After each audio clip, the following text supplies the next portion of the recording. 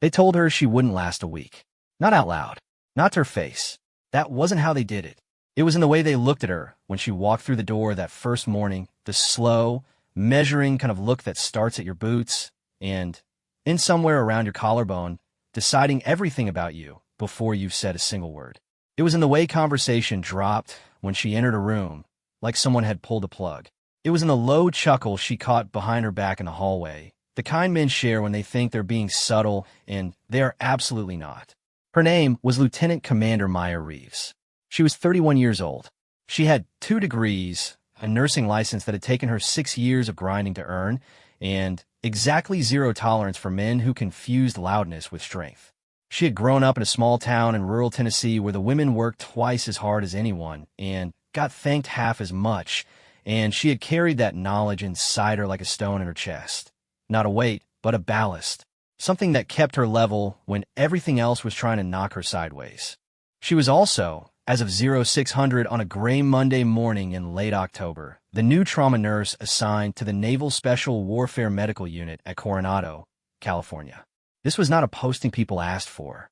The operators who came through that unit, Navy SEALs, most of them, with a handful of other special operations personnel mixed in, were not difficult patients in the way civilian trauma patients were difficult. They didn't cry easily. They didn't beg. What they did, with a consistency that bordered on institutional, was test the people assigned to take care of them. They poked. They pushed. They made jokes that weren't really jokes. They created situations designed to make new staff feel small, because in their world, small meant dangerous, and dangerous meant a liability, and a liability in their line of work meant someone died. Maya understood this. She had done her research before she arrived. She had spoken to 2 nurses who had served in similar units, both of whom had lasted less than 8 months. She had read the incident reports, the vague bureaucratic language that translated, if you knew how to read it, into a clear story. This environment chews people up, and they leave. She had understood all of that and had applied anyway, and had been selected anyway, and had shown up on that Monday morning anyway with her hair pinned back and her face neutral and her hands completely still at her sides. She was not unafraid. She just didn't let fear drive.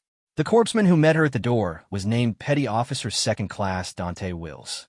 He was 24, built like someone had stacked bricks under his skin, and he had the kind of carefully blank face that meant he'd been briefed on her arrival and told to make her feel welcome without actually making her feel welcome.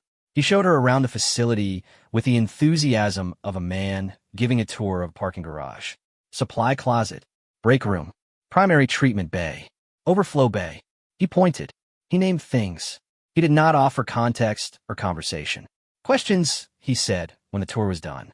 1, she said, who do I talk to about updating the fentanyl dosage protocol? The form I reviewed on arrival is running off 2019 data. Dante blinked. This was not the question he had expected. He had expected her to ask where the coffee was. That would be Dr. Harmon, he said, after a pause that lasted just a beat too long. Great, she said. I'll find him. She found him in 20 minutes, had the conversation she needed to have, and by the end of her first shift had flagged 3 additional protocol gaps that nobody had bothered to flag because nobody had been looking carefully enough. She wrote it all up in a memo. Clean. Sourced. Specific. She left it on the appropriate desk and went home and slept 5 hours and came back and did it again. This was the thing about Maya Reeves. She did not perform competence. She just was competent, the way a well-made tool is what it is without any announcement. The SEALs noticed. This was the problem. The unit had a rotating cast of men in recovery at any given time. Knees, shoulders, the accumulated damage of bodies used hard over years. Some were in serious shape. Some were in the way station between injury and returned, doing their physical therapy, chafing against stillness the way a caged dog chafes against a fence. These were the ones with time on their hands. Time and an audience and a decade of practice at finding the pressure points on anyone new. His name was Chief Petty Officer Garrett Solis. He was 36, had 12 years of service, and had the face of someone who had seen enough that regular human discomfort didn't register on his internal scale anymore. He was recovering from a torn labrum that had required surgical repair, and he was approximately 17 days into a recovery process he resented with his entire body. He was also, by common understanding in the unit, the one who set the tone. What Garrett did, the others did. What Garrett accepted, the others accepted. He did not accept Maya Reeves. It started small, the way it always starts small. He would ask her questions designed to be unanswerable, obscure medication interactions, edge case trauma protocols, things that required not just knowledge, but the specific experiential knowledge of someone who had worked in high-ops environments for years. She wasn't supposed to know these things. She was supposed to stumble, to hedge, to say she'd have to check, and that was supposed to be the data point he needed to write her off. She answered them. Everyone. Not perfectly. Nobody answers every question perfectly, but with the kind of groundedness that made it clear she wasn't guessing. She was drawing from somewhere real. The third time, he changed tactics. It was a Wednesday afternoon, and she was doing a routine wound check on a SEAL named Torres who had caught a piece of shrapnel that had been removed cleanly, but needed monitoring. Garrett came in while she was working. He didn't knock. He stood in the doorway with his arms crossed, and his shoulder tilted against the frame, and his whole posture radiating the particular brand of casual authority that men in units like this use the way other people use business cards. "You ever been downrange?" he asked. Torres looked at the ceiling. He had seen this before. "No," she said, without looking up from the wound. "So, you know how to treat this theoretically." "I know how to treat it because I've treated it," she said. Walter Reed, 2018 and 2019. Blast and ballistic trauma. "You want a case number?" A pause. "You work with Martinez's team?" She knew what he was doing. He was name-dropping, checking her references in real time, looking for the crack. She had met a dozen men like Garrett Solis over the course of her career, and the thing about men like Garrett was that they were not bad men. They were just men who had built their entire professional identity around knowing exactly who was capable and who wasn't, and they applied that skill set to every human being they encountered, and they did not stop until they had their answer. She was going to give him his answer. She finished the wound check, documented it, looked up at him for the first time. "Chief Solis," she said. "With respect, Torres needs rest, not an audience. You can run my resume on your own time." Garrett looked at her for a long moment. Torres made a noise that he immediately disguised as a cough. Garrett pushed off the doorframe, nodded once, not agreement, not approval, just acknowledgement, and left. That should have been the end of it. It wasn't. What came next was organized. That was the thing that separated it from ordinary hazing. Someone had thought it through. Someone had constructed a scenario, had chosen the timing, had made sure the right people were in the right places to watch. It happened on a Friday. The kind of Friday that wants to be over, gray skies pressing down on the base like a lid, everyone moving with the blurred efficiency of people counting hours. Maya was in the primary treatment bay doing inventory when Dante appeared in the doorway, looking like a man who had been sent to deliver bad news and knew it. "We got a training casualty simulation," he said. "All hands. Right now." She set down her clipboard. "What's the scenario?" "Multicasualty. Blast. They want trauma response timed." She looked at him. He was doing the careful blank face thing again, but something underneath it was different. Something that looked almost like apology. "Okay," she said. The simulation bay was a large room set up to resemble a field environment. Not convincingly, not in the way actual field environments looked, but enough for training purposes. There were 4 men on the floor when she walked in, arranged with the theatrical precision of a prepared scenario. They were SEALs she recognized in varying states of simulated injury, and they were all watching the door. Garrett Solis was standing at the side of the room with a clipboard and a stopwatch and an expression of total professional neutrality. There were also, she noticed, about 15 other people in the room. Corpsmen, officers, a couple of men she was fairly sure outranked everyone else in the building. Watching. Someone had called an audience. She took this in over approximately 2 seconds. Then, she went to work. She moved to the first casualty, a SEAL named Kowalski, playing a role she could read before he said a word. Torso wound, arterial compromise, airways compromised. She called the status aloud as she went, the kind of running verbal documentation that field medics use so that everyone around them knows exactly what they're seeing and what's being decided and why. It wasn't performance. It was protocol. But in that room, in that moment, with 15 people watching and a stopwatch running and a scenario designed to test her limits, it sounded like something else. It sounded like control. She moved through all 4 casualties in 11 minutes and 40 seconds. The room was quiet. Garrett looked at his clipboard. He looked at his stopwatch. He looked up at the 15 people who had been called in to watch what was supposed to be a stumble. The expected 8-minute expert benchmark for a two-person team was 12 minutes. She had done it alone in 11:40. Said Garrett Solis. That was all he said. But in the back of the room, one of the senior officers, a man named Commander Walsh, who had been in naval special warfare for 20 years and had watched approximately 100 of these moments, turned to the man next to him and said quietly, so that only 3 people heard it, "Well."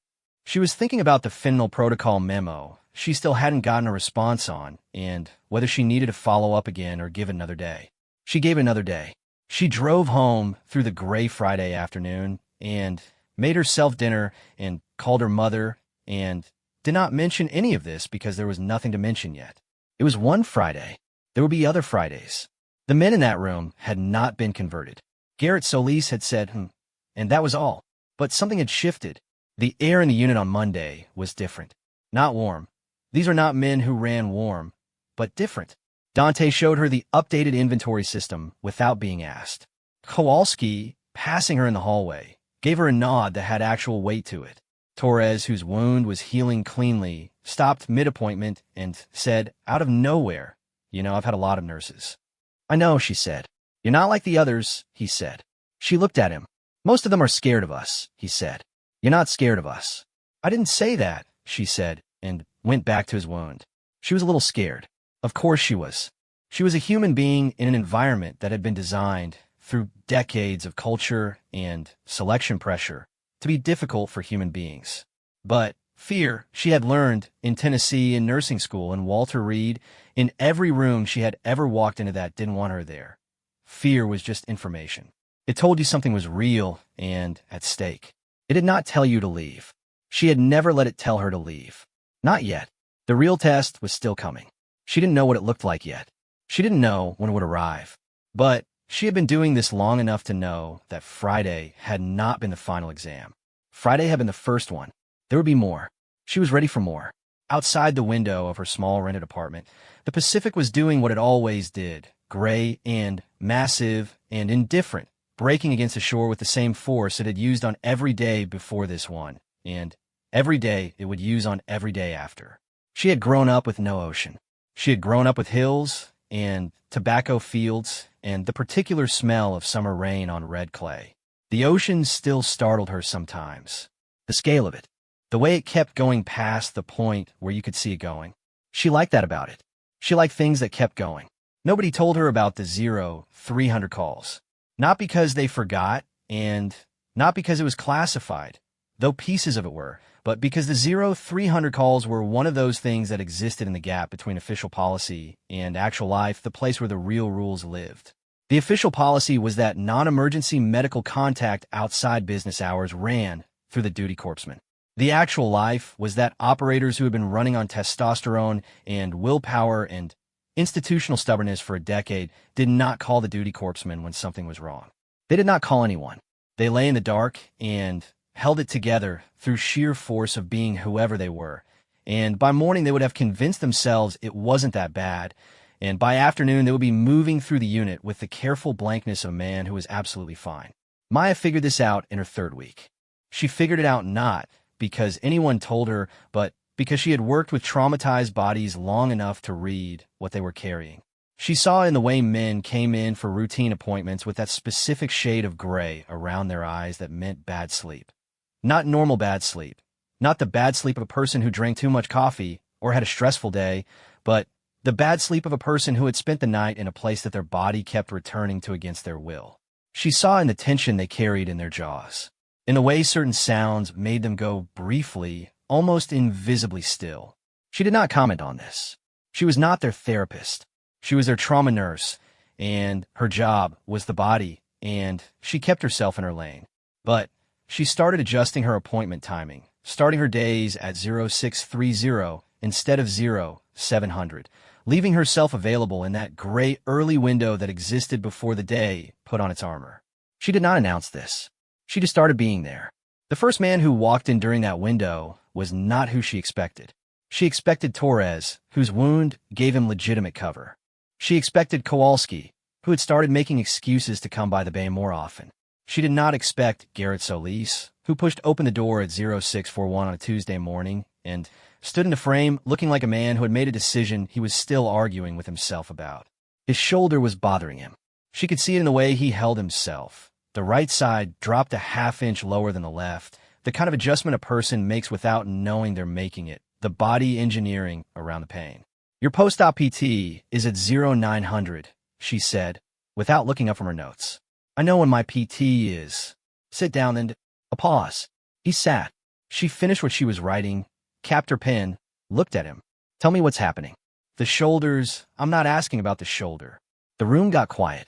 Outside, somewhere down the hall, a door opened and closed. The fluorescent light above them had the faint buzz that fluorescent lights have in buildings that were built before anyone thought much about acoustics. Garrett looked at his hands. They were large hands, scarred in several places, the kind of hands that had been used as actual tools over the course of a career. He looked at them like he was reading something. You getting enough sleep? She asked. Enough. Define enough. 4 hours. She wrote something down. Not because she needed to write it down. She would remember it, but because it gave him something to look at that wasn't her, and sometimes people needed that. Nightmares, or just can't get there? A pause longer than the others. Both, he said. She nodded. Wrote that too. I'm not sending you to the psych referral list, she said. That's not what this is. But I'm going to ask you some questions about your pain management, because sleep disruption and chronic pain have a feedback loop, and it's possible we're undermanaging the shoulder. And if we are, that's my failure, not yours. He looked up. That was the thing she had learned about men like Garrett. They could absorb almost anything. Pain, fear, uncertainty, loss, as long as it was framed correctly. The framing mattered enormously. Not because they were fragile, but because they were precise. They needed to know what category a thing was in before they could hold it. If you told a man like Garrett that his insomnia was a psychological problem, he would close like a fist. If you told him it was a physiological cascade with a measurable intervention, he could work with that. The information was the same. The container was different. She spent 45 minutes with him that morning. She adjusted his pain management protocol. She gave him 2 specific techniques for sleep initiation that she had used with blast trauma patients at Walter Reed, framed as cognitive reset exercises because that was the language that landed. She did not mention the fact that she could see, in the way he talked about the deployment that had ended with the shoulder surgery, that there were things he was not saying. She noted it and left it. Not her lane. Not today. When he got up to leave, he stopped at the door. Why are you here at 0641? He asked. Because some people need somewhere to be at 0641, she said. He stood there for a moment, doing the thing he did where he was processing something and not showing what the processing looked like. Then, he nodded. The same nod he'd given her the day she told him to leave Torres's room, but heavier this time, carrying more, and left. She sat for a moment after he was gone. Then, she wrote up her notes and started her day. Word moved through a unit like that the way water moved through stone, slowly, invisibly, through cracks you couldn't see from the outside. Nobody announced that Garrett Solis had come in at 0641 and sat down and talked for 45 minutes. Nobody had to. Men who spent their careers reading environments read this one. The shift was in the way bodies moved around her in the hallway. Less shoulder, less performance. She started getting small things. A cup of coffee left at her station by someone who hadn't left their name. The equipment room stocked before she had to ask. A problem with the scheduling system fixed overnight by someone who hadn't been officially assigned to fix it. It wasn't warmth. She wasn't looking for warmth. It was something more functional than warmth and more lasting. It was the thing that happened when people who had decided you were a question mark quietly revised you to a known quantity. She was still tested. She was tested constantly, actually just differently now. The test shifted from design to fail to actually we want to know. Kowalski came in with a question about a medication interaction that was genuinely complex and sat there working through it with her like she was a colleague, which she was. Torres started asking about nursing school in the tentative way of someone who had a person in their life considering it and didn't know how to have that conversation without making it seem personal. A SEAL named Breck, who was 6'4" and had the affect of a man who communicated primarily through silence, came in for a knee evaluation and then, on his way out, stopped and said completely without context, "My kid's been sick. You know anyone good at pediatric stuff?" She gave him 3 names. He took them. He did not say thank you. He said, Roger that, which in that building from that man, meant exactly the same thing. The pediatric thing cracked something open in her chest that she hadn't known needed cracking. She thought about it later, about the fact that this man who projected invulnerability as a professional skill had a kid who was sick, and that the kid being sick was the crack in the wall, the thing that had let something real through. She thought about how that was true for almost everyone. How everyone had the thing that got in, the thing that the professional surface couldn't fully seal against. Her thing was something she didn't talk about, had never talked about in this building, and probably never would, at least not in the way she'd talked about it in the places where talking was the point. She had a brother, younger than her. He'd been in the Army, not the Navy, and he'd come back from his second deployment not entirely himself. And she had spent 3 years watching the family work around that, watching her mother look at her brother like he was a puzzle she should be able to solve, watching her brother disappear into the space between who he'd been and who he was now. She had gone into trauma nursing because of broken bones and adrenaline and the particular clarity of crisis medicine. She stayed because of her brother, because of all the brothers, and the ones who weren't brothers at all, just men and women who had carried something so long it had fused to their skeleton and who needed someone who knew what they were looking at. She was in the break room eating a sandwich on a Thursday afternoon, the kind of lunch that happens in 4 minutes between everything else, when Commander Walsh appeared in the doorway. She had seen him around the unit several times since the simulation. They had not directly spoken.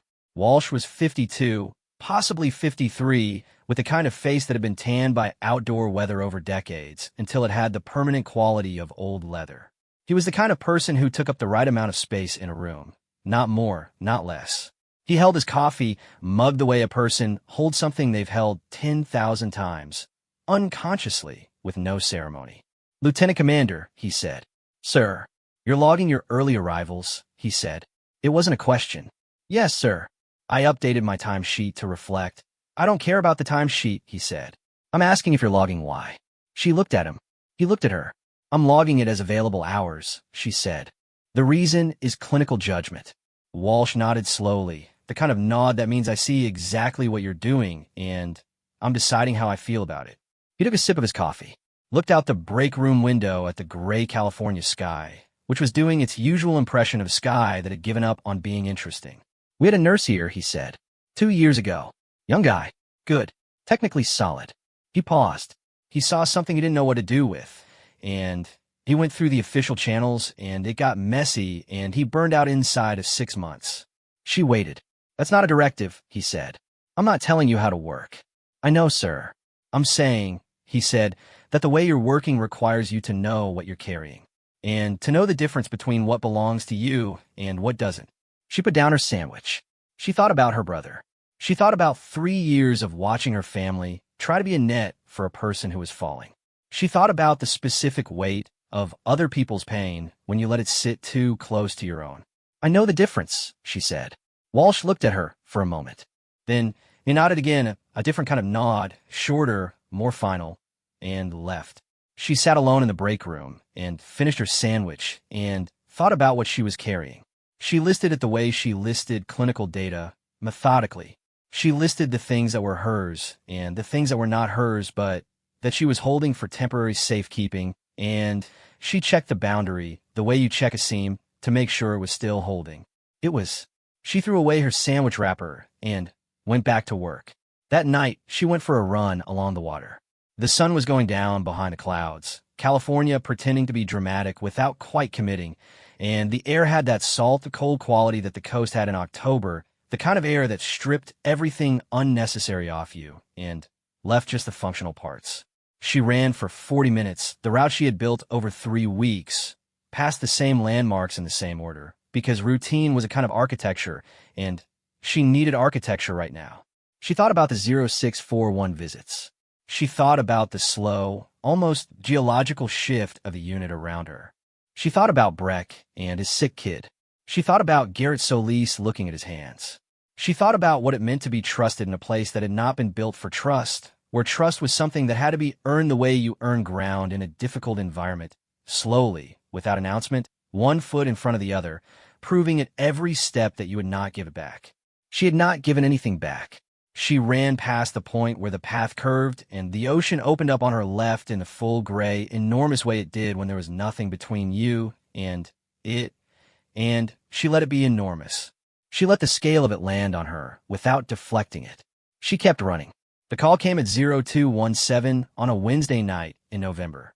Not to the duty line, to her personal cell, the number she had given Dante in her first week in a moment of practical decision-making that she had not thought much about at the time. She was awake when it rang. She was a light sleeper, had been since Walter Reed, when the nights in the hospital were never fully quiet, and she answered on the second ring without looking at the number first, because in her experience, calls at 0217 did not require knowing who was calling before you picked up. "We have a problem," Dante said. "Tell me." "Breck. He came back from a weekend." A pause. She heard something in the background, a controlled kind of commotion, the specific sound of people trying to be quiet around something that was serious. "He's in the parking lot. He won't come in. He won't go home. He's," another pause. "He called Torres, and Torres called me, and I don't know what we're supposed to. I'm coming," she said. She was already out of bed. Shoes, jacket, keys. The drive from her apartment to the base took 11 minutes at 0217 in the morning. She made it in 9. Breck was in the far corner of the parking lot, sitting on the hood of his truck, which was a thing that made no sense in November in that particular way, that things make no sense when a person is not entirely in the present moment. He was 6'4", and he was sitting on the hood of his truck in a parking lot in the middle of the night, and he was looking at nothing in particular the way a person looks at something that isn't there. Torres was standing about 15 feet away, which was a right distance. He had been around enough to know that 15 feet was close enough to be a presence and far enough to not be a pressure. He looked at Maya when she pulled up, and his face was doing several things at once: relief and worry and the particular expression of a man who is very glad someone else is here because he did not know what to do next. She walked him first. "What happened?" she said low. "His son," Torres said. "The one who was sick. It got worse. Breck's wife called him while he was at his parents' place upstate, and he drove back alone, and now." Torres moved his hand in a gesture that meant what you see. "How long's he been out here?" "Hour, maybe." She looked at Breck across the parking lot. He hadn't moved, hadn't acknowledged her arrival. The parking lot lights were the depressing yellow kind that turned everything the color of old newspaper, and he sat in the middle of that light like a man who had stopped bothering to keep himself out of difficult places. "Go inside," she said to Torres. "Are you sure?" "Yes." Torres went. She walked across the parking lot and stopped about 4 feet from the truck. Not 15 feet. Torres's distance was the right distance for Torres, but she wasn't Torres. She was the medical person, and for feet was the distance that said, "I am here, I see you, I'm not going anywhere, and also, I am not crowding you." She didn't say anything right away. The parking lot was almost completely silent. A plane somewhere high and invisible. A car moving distantly on the road outside the base. The particular quality of night air in November that had weight to it, density, the kind of cold that pressed in at the edges. Breck said, "My son is 8. "I know," she said. A pause. "They don't know what's wrong yet," he said. "They keep running tests, and they keep—" He stopped. She stayed where she was. "He asked for me on the phone," Breck said. "He said, 'Dad, when are you coming home?' And I said," he stopped again. His jaw moved. "I told him I was coming." "Are you?" she asked. He looked at her for the first time. It was a raw look, the kind of look that lived underneath the professional surface, in the territory that most people in his line of work sealed off with such thoroughness that they forgot it was there. He didn't look like a SEAL at 0217 in a parking lot on the hood of his truck. He looked like a father who was afraid. "I can't go back there and have him look at me like he didn't finish." She understood the sentence without the ending. Like what? Like he was someone who needed something. Like he was afraid. Like he was human in a way that had size to it and weight and could not be quietly contained inside the envelope of being the person everyone else in his family needed him to be. "You want me to tell you your son is going to be fine," she said. "Yes." "I can't tell you that. I don't know if that's true, and you don't want someone lying to you in a parking lot at 2 in the morning." His mouth went tighter. "What I can tell you," she said, "is what your son actually needs from you. Not the version of you that has this together. The version of you that drove 9 hours and is sitting on a truck hood because you don't know where else to be. That's the version he needs. That's the version that shows him what to do when something is too big." Breck looked at her. The parking lot light made the planes of his face look older than they were. You got kids, he said. No. Then, how do you? Because I have parents, she said. And I know what it looks like when they came to me with the full weight of something instead of the managed version. And I know which one I remember. The night sat around them for a moment. I need you to go home, she said. Not because you're fine, because your son is 8, and he called for you, and you told him you were coming. Breck sat on the hood of his truck for another long moment. He looked at his hands. She noticed that the men in this unit all eventually looked at their hands like the hands were the thing they understood best about themselves. Then he slid off the hood and stood up to his full 6'4" and took a long breath of the cold November air. Yeah, he said. Drive carefully, she said. You're tired. I know how to drive tired. I know you do. Drive carefully anyway. He almost smiled. It didn't quite complete the circuit, but the wiring was there. He got in his truck and drove out of the parking lot, and she stood in the yellow light and watched him go, and then she stood there for a little while longer because sometimes you need a moment after something like that before you go back to being the person who has it together. She went inside.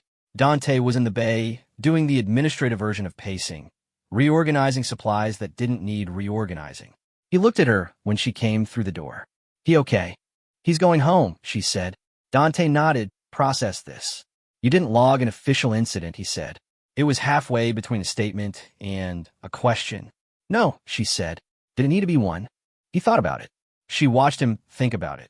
She was starting to be able to read his thinking face, the way his eyes went slightly unfocused when he was working through something. No, he said. I guess it didn't. She sat down at the station and started writing her notes. Not the incident that was an incident. Her own notes. The thing she tracked in the private ledger of her own professional judgment, the record of what she saw and what she did with it that existed nowhere on any official form. Dante made her a cup of coffee without being asked. He set it next to her elbow and went back to the supplies that didn't need reorganizing. She drank the coffee. The next morning, Walsh called her into his office. His office was a room that looked like it had been furnished by someone who had been given a budget and 45 minutes and a military surplus catalog. Metal desk, 2 chairs, a window that looked at a wall. On the desk, in the right corner, was a photograph of a woman and 2 teenagers who had his exact cheekbones, and it was the only thing in the room that had not been chosen for function. I heard about last night, he said. She had expected this. I want to be clear, she said, about my clinical reasoning. I'm not questioning your clinical reasoning, Walsh said. He folded his hands on the desk. I'm asking how you knew to go. She thought about it. She thought about the way she had been reading the unit for 7 weeks, the slow accumulation of data points that didn't fit on any form, the jaw tension, the gray eyes, the 0641 visits, the things men said on their way out of rooms about sick kids and bad nights. She thought about her brother and the 3 years of watching the people around him learn to read him and the ways they got it right and the ways they failed and what the difference was. I've been paying attention, she said. Walsh looked at her for a long moment. Breck called this morning, he said. His son's getting admitted for a more thorough workup. Breck's there. He paused. He said to tell you, and I am quoting directly, tell the nurse thanks, she was right. Something moved in her chest. She kept her face even. The nurse, she said. He knows your name, Walsh said. He moved his hand slightly. The gesture of a man explaining the emotional vocabulary constraints of a particular culture without endorsing them. I know, she said. Walsh uncapped a pen, looked at something on his desk, then looked back up. I've been in this command 9 years, he said.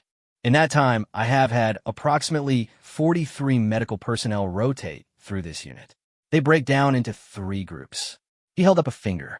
People who are technically competent and never get past the surface of what's actually happening here. Second finger. People who try to get past the surface and get swallowed by it. Third finger. People who can do both without losing either one. He put his hand down. The third group, he said, is very small. She sat in the not-quite-warm office in the metal chair and let this land. I'm telling you this, Walsh said, because I want you to know that what you are doing is being seen. And because in this environment, being seen and not being told is the same as not being seen. And that's not, he paused. That's not a thing I want to have happen. She thought about 7 weeks. She thought about 0641 and a cup of coffee left at her station and Torres saying you're not like the others. She thought about Breck on the hood of his truck looking at his hands. Thank you, sir, she said.